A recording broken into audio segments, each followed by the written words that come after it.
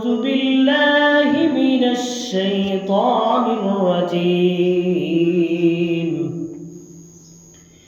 بسم الله الرحمن الرحيم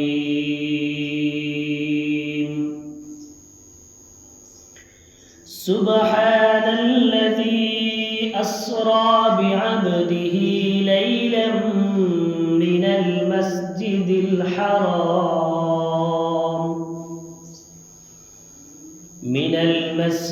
الحرام إلى المسجد الأقصى الذي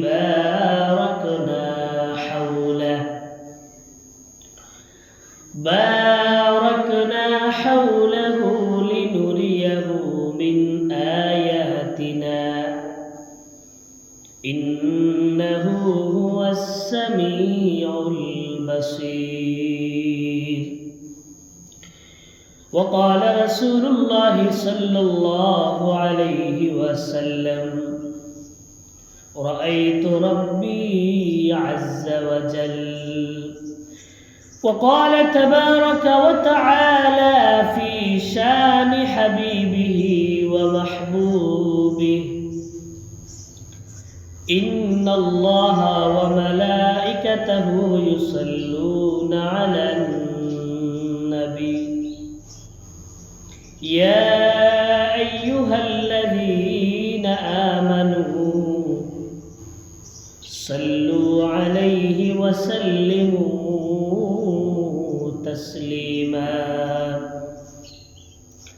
اللهم صل على محمد وعلى آل محمد كما صليت على إبراهيم وعلى آل إبراهيم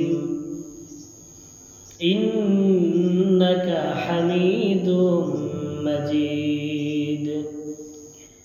اللهم بارك على محمد وعلى آل محمد كما باركت على إبراهيم وعلى آل إبراهيم إنك حميد مجيد. سبحانك لا علم لنا إلا ما علمتنا إنك أنت العليم الحكيم. رب اشرح لي صدري ويسر لي أمري واحلل عقدة من لساني يفقه قولي. ربي زدني علما ربي زدني علما ربي زدني علما. ربي يسر ولا تعسر وتمم بالخير. بلغ العلا بكماله كشف الدجى بجماله حسنت جميع خصاله صلوا عليه وآله. محترم حاضرین মাইকের আওয়াজ শুননেওয়ালা সমস্ত মুসল্লিয়ানে কেরাম, প্রত্যেক তাওহীদি জনতা, সর্বপ্রথম মহান রবের কালিমাতুশ শুকর আদায় করি যে মহান রব আমাকে আপনাকে জুমার নামাজ আদায় করার উদ্দেশ্যে মসজিদ পর্যন্ত আসার তৌফিক দিয়েছেন।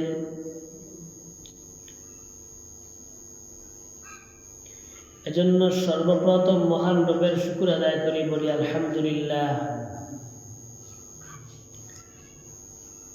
অসংখ্য অগণিত দুরূদ এবং সালাম বিশ্ব মানবতার মুক্তির কাণ্ডারি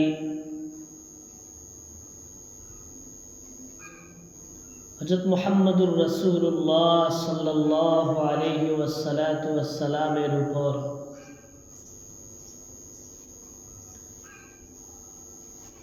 যিনি আমাদের কাছে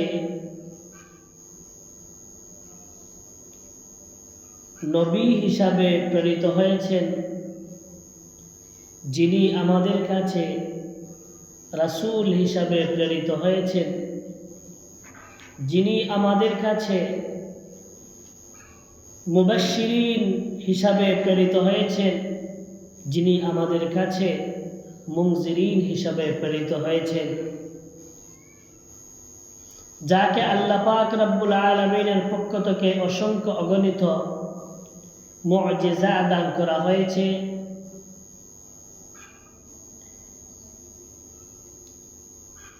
সেই সাথে সমস্ত সাহাবায়ে কেরামের উপরও সালাম পৌঁছাই, যারা সারা জীবন আল্লাহ রাসূলের ইতাআত করেছেন। আমি আপনাদের সম্মুখে পবিত্র কুরআনুল কারীমের সূরা বনী ইসরাইলের একটা আয়াত তিলাওয়াত করেছি। আল্লাহ রাসূলের হাদিসের একটা হাদিস পাঠ করেছি। উক্ত আয়াত এবং হাদিসের অংশকে সামনে রেখে কিছু কথা বলার চেষ্টা করব ইনশাআল্লাহ।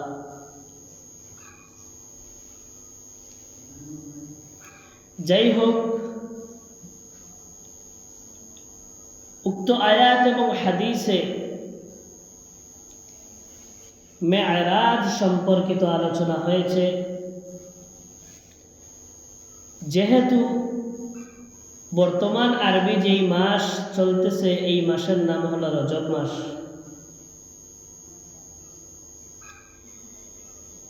মেরাজ কোন তারিখে কোন মাসে হয়েছে এই নিয়ে বিভিন্ন ইখতিলাফ আছে।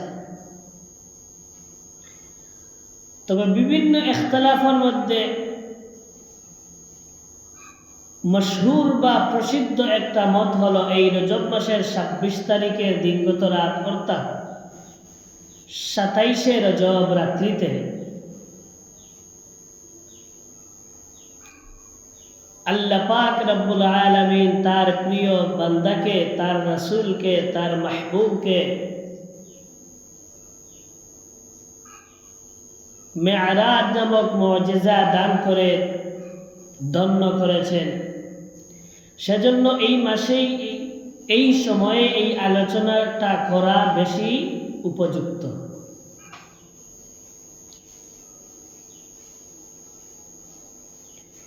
আমরা মেরাজ বলি, কোরআনে মেরাজ নামে কোনো আয়াতের অংশ নাই।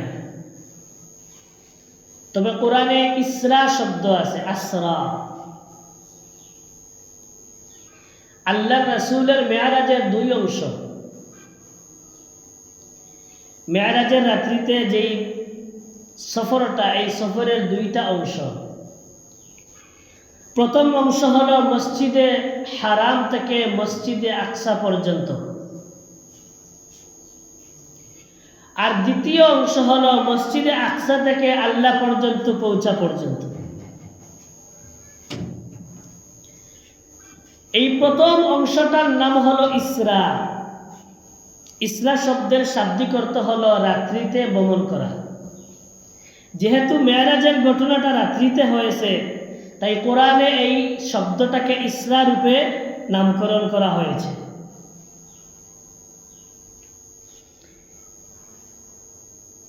আর মেরাজ শব্দের শাব্দিক অর্থ হলো উপরে ওঠার জন্য সিঁড়ি।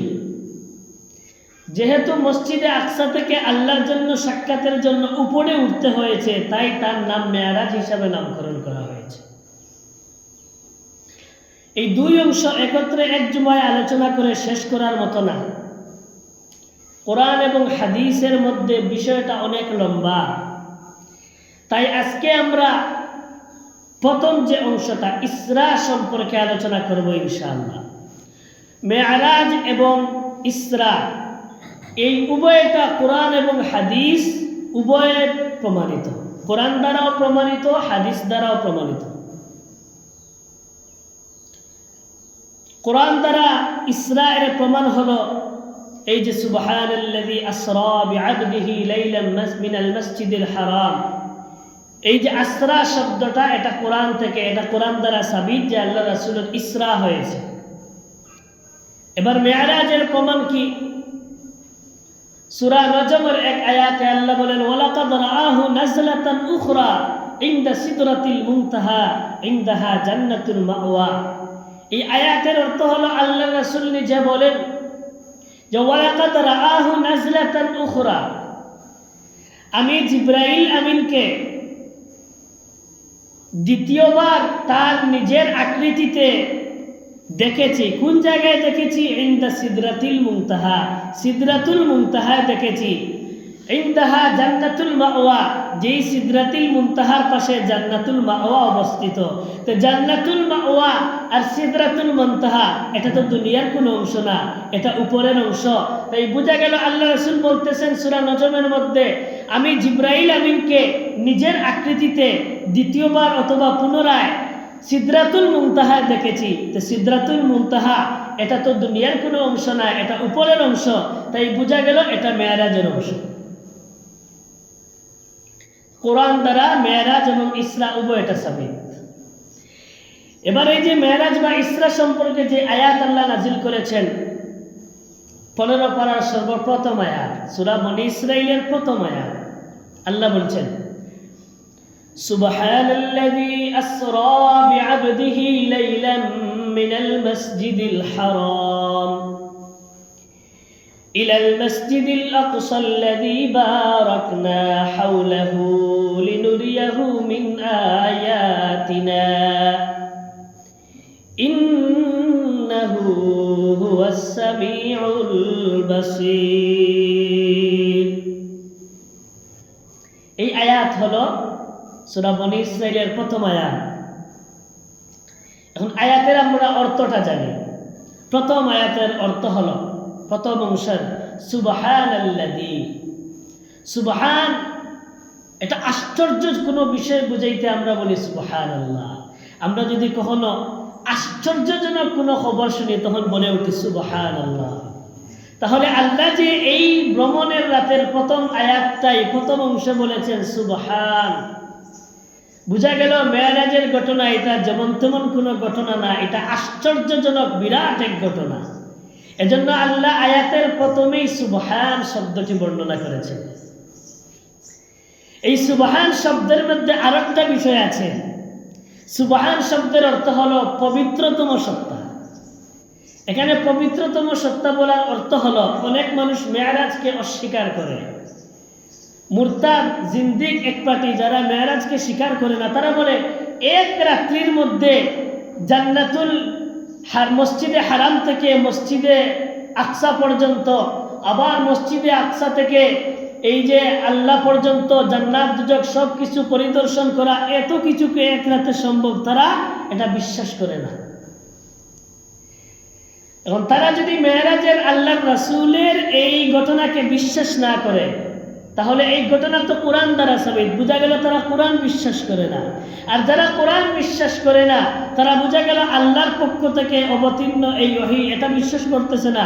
তারা নবীকে যে বিশ্বাস করতেছে না, বোঝা এটা না, স্বয়ং তারা আল্লাহকে এর মাধ্যমে মিথ্যারূপ সাব্যস্ত করতেছে। তাই আল্লাহ আয়াতের প্রথম অংশ বলতেছেন সুবহান, আল্লাহ পবিত্র, আল্লাহ কোনো মিথ্যাবাদী, মিথ্যারূপ নয়। আল্লাহ নিজের পবিত্রতা নিজেই বর্ণনা করতেছেন সুবহান। এবং এই সুবহান এমন একটা বিষয় যেটা আমাদেরকে আল্লাহ প্রত্যেকে সকাল বিকাল নামাজে আমাদেরকে আমল বাতিয়ে দিয়েছেন। আমরা নামাজে শুরুতে আল্লাহু আকবার বলে আলহামদুলিল্লাহ আগে প্রথমেই বলতে হয় সুবহানাকাল্লাহুম্মা ওয়া বিহামদিকা। তাহলে আমাদের নামাজের প্রথম অংশে সুবহান শব্দ আছে। এবার আমরা রুকুতে গেলাম সুবহানা রাব্বিয়াল আযীম, এবার সিজদায় গেলাম সুবহানা রাব্বিয়াল আ'লা। আল্লাহ নামাজের প্রত্যেক ধাপেই আমাদেরকে তার পবিত্রতার বর্ণনা দিচ্ছেন। এবার সকালে আল্লাহ বলছেন কোরআনের মধ্যে ওয়াসাব্বিহ বিহামদি রাব্বিকা ক্বাবলা তুলুইশ শামসি ওয়া ক্বাবলা গুরুবিহা, সকাল বিকাল উভয় সময় অর্থাৎ দিনের প্রত্যেক অংশে, রাত্রের প্রত্যেক সময়ে তোমরা আল্লাহর তাসবিহ পবিত্রতা বর্ণনা করো। তাহলে আল্লাহ নিজে এতটা পবিত্র, সকালেও তার পবিত্রতার বর্ণনা, বিকালেও পবিত্রতার বর্ণনা, নামাজেও পবিত্রতার বর্ণনা। ইসরার ঘটনার কোরআনের মাজিদের আয়াতের প্রথম অংশ সুবহান, মানে আল্লাহ পবিত্র। আল্লাহ যে নবীর মাধ্যমে এই যে ঘটনা ঘটিয়েছেন, মুজিজা স্বরূপ মুজিজা, যে ইসরার যে ঘটনা, মেরাজের যে ঘটনা, এটা আল্লাহর পক্ষ থেকে 100% সত্য। এটার প্রমাণ হলো এই আয়াত এবং এই আয়াতের অংশ সুবহান। আল্লাহ পবিত্র, আল্লাহ মিথ্যাবাদী নয়, আল্লাহ সত্যবাদী। আল্লাযী আসরা বিআবদিহি, যিনি তার বান্দাকে রাত্রিতে সফর করিয়েছেন। মেরাজের ঘটনা এটা দিনে হয় নাই, রাত্রিতে হয়েছে। এবার তিনি যে তার বান্দাকে বললেন বিআবদিহি, আবদুন এটা এমন একটা শব্দ যেটার মধ্যে আল্লাহ এবং তার বান্দার মধ্যে পরিপূর্ণ সম্পর্ক বোঝায়। যে আল্লাহ এবং তার বান্দার মধ্যে, বান্দা যে আল্লাহর প্রিয় এবং মাহবুব, এটা বোঝানোর জন্য সর্বোত্তম বিষয় হলো তার ইবাদত করা। এই ইবাদত থেকে আব্দুল শব্দ, আবদুন, আবাদা ইয়াবুদু মানে ইবাদত করা। আল্লাহ আমাদেরকে কি জন্য সৃষ্টি করেছেন? কোরআনে বলেন ওয়ামা খালাকতুল জিন্না ওয়াল ইনসা ইল্লা লিয়াবুদুন, শুধুমাত্র আল্লাহর ইবাদতের জন্যই আমাদেরকে সৃষ্টি করেছেন। তো ইবাদত যে যত বেশি করবে সে তত আল্লাহর মাহবুব বান্দা হবে। এবার রাসূলকে আল্লাহ আব্দুল বলেছেন, মানে আল্লাহর রাসূল হলেন আল্লাহর কাছে সবচেয়ে প্রিয় বান্দা। সুবহানাল্লাহ। কোরআনে আয়াতে আরেক আয়াতে আল্লাহ বলেন ওয়া ইবাদুর রহমান, ওয়া ইবাদুর রহমান, আল্লাহর রহমানের বান্দা তারা। এরপরে বিভিন্ন গুণ বর্ণনা করেছেন। বর্ণনাকারী আল্লাহ রাসূল নিজে বলেন যে ওই গুণ যারা অর্জন করবে তারা আমার বান্দা। বুঝা গেল আল্লাহর ইবাদত এবং আল্লাহর যে হুকুমগুলা মানা, এটা হলো প্রকৃত বান্দার খাসিয়ত, বৈশিষ্ট্য। এই আব্দুল দ্বারা আরেকটা জিনিস বোঝা যায় যে আল্লাহর রাসূলের এই যে মেরাজের ঘটনা, এটা স্বপ্ন যুগে হয়েছিল না সশরীরে হয়েছিল, এটার প্রমাণ হলো আব্দুল। আব্দুল তফসিরে মারিফুল কোরআন, তফসিরে ইবনে কাসির, তফসিরে রুহুল মানি, বিভিন্ন তফসিরের কিতাবে বলা হয়েছে যে আব্দুল হইতে হইলে দুইটা জিনিসের দরকার। 1 নম্বর হলো আত্মার দরকার, 2 নম্বর দেহের দরকার। আমার ভিতরে আত্মা আছে, আমি এখন, আমার দেহ আছে, এখন আমি বান্দা, এখন আমি আব্দ। আমার ভিতর থেকে যখন ওই রূহটা চলে যাবে, আত্মা চলে যাবে, এখন আর আমি জীবিত নাই, এখন আমি আর জীবিত কোনো বান্দা না, এখন নাম হবে আমার লাশ, আমার শরীর অথবা আমার রূহ। দুইটা জিনিস পৃথক হয়ে যাবে। আমার থেকে যখন আত্মা চলে যাবে তখন আমি আর ইবাদত করার কোনো সামর্থ্য নাই। সুতরাং আমি আর আল্লাহর কোনো দাসত্বর মতো করার যে শক্তি নাই, তখন আমি আর এই যে দুই জিনিস এক থাকতে যেই বান্দা, তখন এই কোয়ালিটি আমার মধ্যে আর নাই। তাই এই আব্দুল শব্দ এটাই প্রমাণ করে যে আল্লাহর রাসূলের এই ভ্রমণটা কিভাবে হয়েছে, যে সশরীরে হয়েছে, কোনো স্বপ্ন যুগে হয় নাই। কারণ আব্দুল ইবাদত করতে গেলে আপনার ভিতরে আত্মা থাকা লাগবে। আপনার ভিতরে রূহ নাই, আত্মা নাই, তো আপনি ইবাদত করতে পারবা? আপনার ভিতরে আত্মা নাই, এখন লাশ, এখন নামাজ পড়ার সুযোগ আছে, এখন তিলাওয়াত করতে পারবা, এখন রোজা রাখতে পারবা, কিচ্ছু তো করতে পারতা নাই।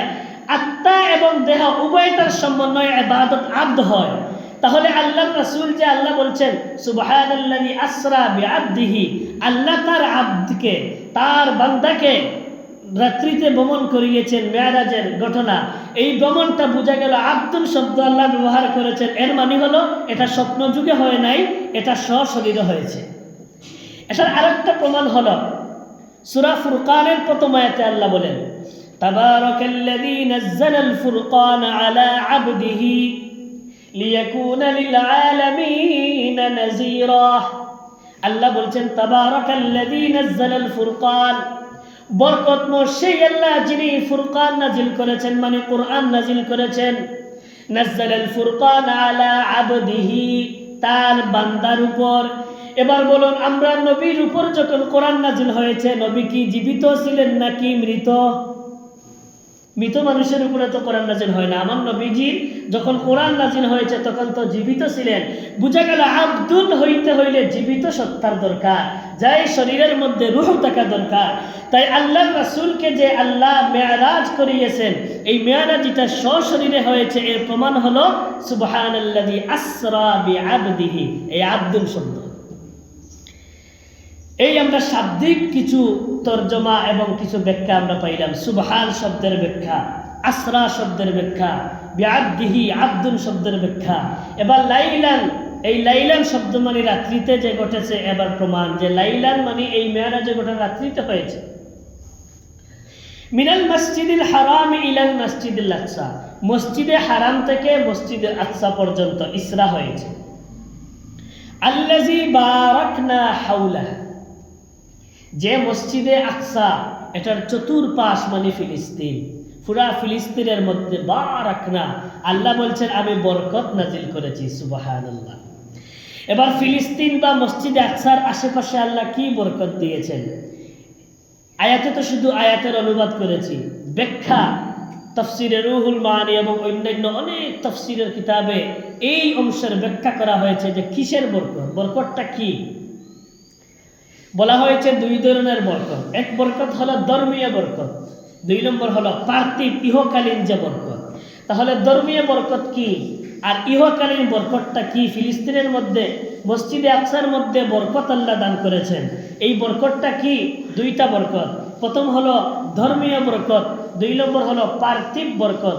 ধর্মীয় বরকত হলো এই আশপাশে অনেক নবী এবং রাসূলের সমাধি আল্লাহ পাক করেছে, অনেক নবী এবং রাসূলের কবর হলো এই মসজিদে আকসার পাশে। তাহলে এটা হলো ধর্মীয় বরকত। কোনো জায়গায় যদি অনেকজন নবী থাকেন, কবর থাকে, এই জায়গা বরকতময়। আমাদের ওই গ্রামে যদি মনে করেন আল্লাহ সাইদি সাহেবকে দারাজাত বুলন্দ করেন, আচ্ছা মনে করেন আমাদের গ্রামে যদি সাইদি সাহেবের কবরটা হইতো, আমাদের এলাকাটা কেমন বরকতময় হইতো চিন্তা করেন। আমাদের এই গ্রামে মসজিদের সামনে যদি সাইদি সাহেবের, দুনিয়ার একটা তুলনা দিচ্ছি, আহমদ শফি সাহেবের কবরটাও বুঝি, যদি এই আমাদের মসজিদের সামনে হইতো, অতটা আলিম বাদ দিলাম, এই উসমান হাদির কবরটা যদি আমাদের মসজিদের সামনে হইতো, কতটুকু বরকতওয়ালা হইতো।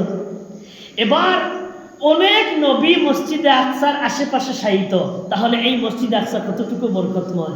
আল্লাহ বলছেন আল্লাযী বারাকনা হাওলাহু, অনেক অনেক অসংখ্য বরকত আমি দান করেছি। এটা হলো ধর্মীয় বরকতের উদাহরণ দিলাম। এবার পার্থিব বরকত হলো এই মসজিদে আকসার আশেপাশে মানে ফিলিস্তিনে অনেক স্পেশাল নদ নদী আছে, গাছপালা আছে, ফসলাদি আছে। এই যে ফসলাদি, নদ নদী, গাছপালা, বৃক্ষরাজি সব কিছুতে আল্লাহ বরকত দান করেছেন। সুবহানাল্লাহ। তাহলে মসজিদে হারাম থেকে মসজিদে আকসা পর্যন্ত আল্লাহ রাত্রিতে ভ্রমণ করিয়েছেন। আল্লাযী বারাকনা হাওলা, যেই মসজিদে আকসার আশেপাশে বরকতময়। লিনুরিয়াহু মিন আয়াতিনা, এই সফর আমি করিয়েছি আমার নিদর্শন দেখানোর জন্য। আমার নিদর্শন, আল্লাহ বলছেন আমার বান্দাকে, আমার নবীকে, আমার রাসূলকে এই যে সফর করাইলাম, আমি আল্লাহ আমার নিদর্শন দেখানোর জন্য। একটা নিদর্শন তো এমন যে রাত্রির মধ্যে কিছু সময়ের ভিতরে সারা রাত সফর করে আবার ফিরে আসা, এটাই তো নিদর্শন। আবার সমস্ত নবীগণের ইমামতি করা, এটাও নিদর্শন। আবার সমস্ত নবীগণের সাথে সাক্ষাৎ, এটাও নিদর্শন। আবার জান্নাত জাহান্নাম পরিদর্শন, এটাও তো নিদর্শন। এইভাবে এই রাত্রির মধ্যে অসংখ্য অগণিত নিদর্শন আল্লাহ দান করেছে। ইন্নাহু হুয়াস সামিউল বাসীর, নিশ্চয় আল্লাহ সর্বশ্রোতা এবং সর্বদ্রষ্টা, সবচেয়ে বেশি শুননেওয়ালা, সবচেয়ে বেশি দেখনেওয়ালা। আল্লাহর রাসূলকে এই যে আয়াত নাজিলের মাধ্যমে এবং মেরাজের বা ইসরার এই ঘটনার মাধ্যমে মূলত আল্লাহর রাসূলকে আল্লাহ সান্ত্বনা দান করেছে। এই মেরাজের ঘটনার মূল প্রেক্ষাপটটা বর্ণনা করতেছে, কেন মেরাজের ঘটনা হইল। এটা হলো সান্ত্বনামূলক। সান্ত্বনামূলক কিভাবে সান্ত্বনা? যে আল্লাহর রাসূল যখন ইসলাম গ্রহণ, ইসলাম তার উপর নবুয়ত আসে, আল্লাহ রাসূলের উপর 40 বছর বয়সে যখন নবুয়ত আসে, এরপরে তিনি আস্তে আস্তে আস্তে আস্তে নবুয়তগুলা মানুষের কাছে প্রচার করে দিলেন। আল্লাহ বলেন বাল্লিগু আন্নি, আল্লাহ বলেন ইয়া আইয়ুহার রাসূলু বাল্লিগ মা উনজিলা ইলাইকা মির রাব্বিক, আপনার উপর আমি যা প্রত্যাদেশ করেছি, নাজিল করেছি ওহী, এই ওহীগুলো এবার মানুষের কাছে পৌঁছে দাও। এবার আল্লাহ রাসূল একটা একটা করে সবগুলা বাণী মানুষের কাছে পৌঁছাতে লাগলেন।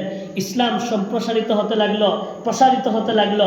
এবার এক এক করে যখন ইসলাম প্রচারিত হতে লাগলো, তখন বিভিন্ন সময় আল্লাহ রাসূলের উপর কাফির এবং নাস্তিক, কাফির এবং মুশরিক দ্বারা, মুনাফিক দ্বারা আল্লাহ রাসূলকে আক্রমণ করা হয়। এই আক্রমণ বিভিন্ন কোয়ালিটিতে হয়েছে, কখনো কম, কখনো বেশি, কখনো রাত্রিতে, কখনো দিবা। সবসময় আল্লাহ রাসূলকে তারা কিভাবে আক্রমণ করা যায় এই এক অবস্থার সৃষ্টি হয়েছে। ঠিক সেই সময় আল্লাহ রাসূলকে ঘরের মধ্যে সান্ত্বনা স্বরূপ আল্লাহ দান করেছেন হযরত খাদিজা রাদিয়াল্লাহু তাআলা আনহাকে। এই খাদিজা রাদিয়াল্লাহু তাআলা আনহা ঘরের মধ্যে তাকে সান্ত্বনা দিতেন, আর বাইরের মধ্যে আল্লাহ রাসূলের চাচা আবু তালিব তাকে সব ধরনের দুঃখ দুর্দশা থেকে তাকে হেফাজতে রাখতেন। বাইরে যত আক্রমণ আসতো আবু তালিব এইগুলোকে মেনটেন করতেন, ঘরের ভিতরে সান্ত্বনা দিতেন হযরত খাদিজাতুল কুবরা রাদিয়াল্লাহু তাআলা আনহা। এই নবুয়তের কোন বর্ণনায় 7ম বৎসরে, কোন বর্ণনায় 8ম বৎসরে, কোন বর্ণনায় 5ম বৎসরে, কোন বর্ণনায় 11তম বৎসরে, এই বিভিন্ন বর্ণনা আছে। এই বিভিন্ন বর্ণনা আছে, যেহেতু সঠিক করে এই ঘটনা বর্ণনা পাওয়া যায় না, তাই বিভিন্ন বর্ণনা আছে যে আল্লাহ রাসূল যখন এইভাবে ইসলামের দাওয়াত দিলেন নবুয়তের 7ম অথবা 11তম বৎসরে, এক বৎসরে এই ঘরের মধ্যে যিনি সান্ত্বনা দিতেন খাদিজাতুল কুবরা রাদিয়াল্লাহু তাআলা আনহা, তিনিরও ইন্তেকাল হয়ে যায়। এই বৎসরের ভিতরে চাচা আবু তালিবেরও ইন্তেকাল হয়ে যায়। এক বৎসরে 2 জন মানুষের ইন্তেকাল। আল্লাহ রাসূলের তেমন ইসলাম গ্রহণ, তেমন মুসলমান করে নাই, মাত্র মুসলিম কয়েকজন। এর মধ্যে কাফিরের আঘাত, মুশরিকের আঘাত, মুনাফিকের আঘাত সবগুলোকে সহ্য করতেন এবং তাকে রক্ষা করতেন। ঘরের বাইরে আবু তালিব, ঘরের মধ্যে খাদিজাতুল কুবরা। এবার এক বৎসরের মধ্যে খাদিজা রাদিয়াল্লাহু তাআলা আনহা ইন্তেকাল করেছেন। আল্লাহ রাসূলের চাচা আবু তালিবেরও ইন্তেকাল হয়েছে, যেটাকে ইতিহাসের পাতায় আমুল হুজন বলা হয়। আমুল হুজন, হুজুন শব্দের মানে দুঃখ, আমুল মানে বৎসর। এই বছরকে ইতিহাসের পাতায় দুঃখের বছর বলা হয়। যেই বছরে আল্লাহ রাসূলের স্ত্রী আম্মাজান খাদিজাতুল কুবরারও ইন্তেকাল হয়েছে, এই বছরের ভিতরে আবার এই আল্লাহ রাসূলের চাচা আবু তালিবেরও ইন্তেকাল হয়েছে। তাহলে এই 2 জনের তো একসাথে ইন্তেকাল, ইতিহাসের পাতায় এক আমুল হুজুন বলে। এই 2 জনের ইন্তেকালের পরে এবার কাফির মুশরিকরা সুযোগ পেয়ে গেল আল্লাহ রাসূলকে আক্রমণের। আল্লাহ রাসূলকে আল্লাহ হুকুম দিলেন এবার তায়েফে চলে যাও। আল্লাহ রাসূল তায়েফে চলে গেলেন। এই তায়েফে যে চলে গেলেন, তায়েফের মানুষদেরকে আল্লাহ রাসূল ইসলামের দাওয়াত দিলেন। তারা তো ইসলাম গ্রহণ করলই না, এমন অত্যাচার করলো আল্লাহ রাসূলকে।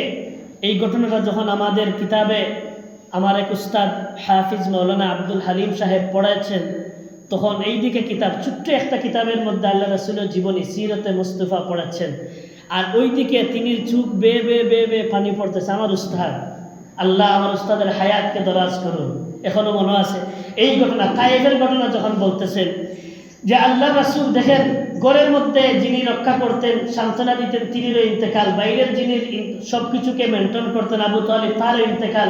এবার নিজের দেশে, নিজের বাড়িতে কোনো আশ্রয় নাই। আরে এই অবস্থাটা আপনি চিন্তা করেন, আমাদের বাড়ি থেকে যদি বের করে দেওয়া হয় তখন আমাদের অবস্থা কি হবে? আল্লাহ রাসূল এরপরে যে আমরা এখন যদি বের করে দেওয়া হয়, সারা দেশ আছে, মুসলমান এখন আছেন, তখন তো আর আল্লাহ রাসূলের আশপাশে কোনো মুসলমান নাই, মাত্র মুসলিম কয়েকজন। যাই হোক, আল্লাহ রাসূল তায়েফ গেলেন। তায়েফবাসী আল্লাহ রাসূলকে ইসলাম তো গ্রহণ করলো না, তারা আরো ছোট ছোট বাচ্চাদেরকে লেলিয়ে দিল। তারা পাথর এবং বিভিন্ন জিনিস দ্বারা আল্লাহ রাসূলকে আক্রমণ করতে লাগলো।